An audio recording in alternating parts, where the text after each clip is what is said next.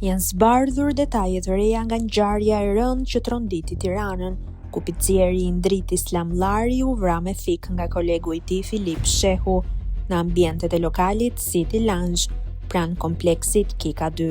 Sipas dosjes hetimore, krimi ndodhi rreth orës 15:30 në momentin kur në kuzhinë ndodheshin vetëm 3 persona: viktima, autori dhe dëshmitari Artur Fejzullah, i cili ka rrëfyer për policin gjithë dinamikën e ngjarjes.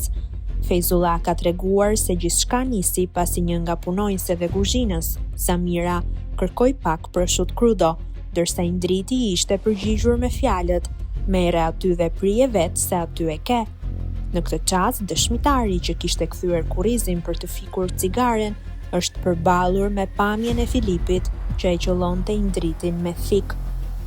Sipas dëshmisë, Filip Shehu e goditi viktimën disa herë në gjoks, bark dhe krah.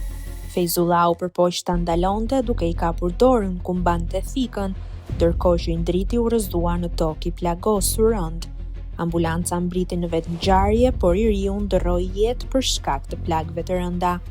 Mjeti i krimit ishte një thik kuzhine me mbishkrimin Tramontina Made in Brazil, e përdorur zakonisht në ambientet e punës.